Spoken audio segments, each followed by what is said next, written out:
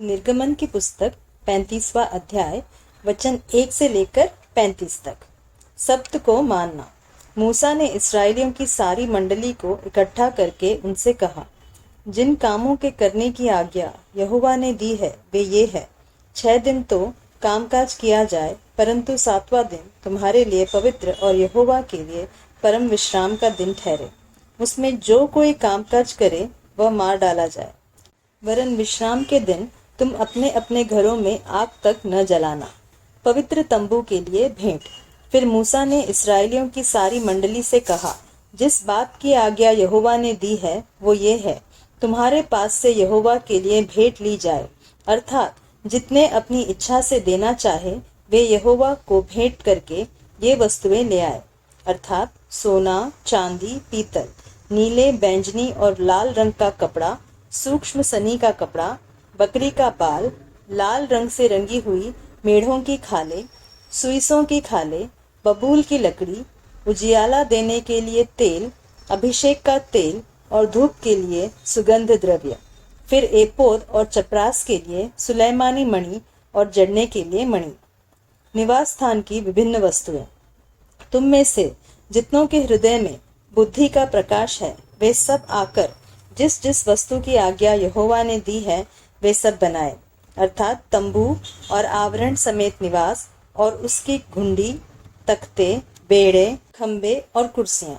फिर डंडों समेत संदूक और प्रायश्चित का ढकना और बीच वाला पर्दा, डंडों और सब सामान समेत मेज और भेंट की रोटियां, सामान और दीपकों समेत उजियाला देने वाला दीवट और उजियाला देने के लिए तेल, डंडों समेत धूप वेदी, अभिषेक का तेल, सुगंधित धूप और निवास के द्वार पर पर्दा, पीतल की झंझरी, डंडों आदि सारे सामान समेत होम वेदी, पाए समेत हौदी, खंभों और उनकी कुर्सियां समेत आंगन के पर्दे और आंगन के द्वार के पर्दे, निवास और आंगन दोनों के खूंटे और डोरियां, पवित्र स्थान में सेवा टहल करने के लिए काढ़े हुए वस्त्र और याजक का काम करने के लिए हारून याजक के पवित्र वस्त्र और उसके पुत्रों के वस्त्र। लोगों द्वारा भेंट लाना। तब इस्राएलियों की सारी मंडली मूसा के सामने लौट गई, और जितनों को उत्साह हुआ और जितनों के मन में ऐसी इच्छा उत्पन्न हुई थी वे मिलाप वाले तंबू के काम करने और उसकी सारी सेवा और पवित्र वस्त्रों के बनाने के लिए यहोवा की भेंट ले आने लगे। क्या स्त्री क्या पुरुष, जितनों के मन में ऐसी इच्छा उत्पन्न हुई थी कि वे सब जुगनू, नथनी, मुंदरी और कंगन आदि सोने के गहने ले आने लगे। इस भांति जितने मनुष्य यहोवा के लिए सोने की भेंट के देने वाले थे वे सब उनको ले आए। और जिस जिस पुरुष के पास नीले, बैंजनी या लाल रंग का कपड़ा था, या सूक्ष्म सनी का कपड़ा, या बकरी का बाल, या लाल रंग से रंगी हुई मेढ़ों की खालें या सुइसों की खालें थी, वे उन्हें ले आए। फिर जितने चांदी या पीतल की भेंट के देने वाले थे वे यहोवा के लिए वैसी भेंट ले आए।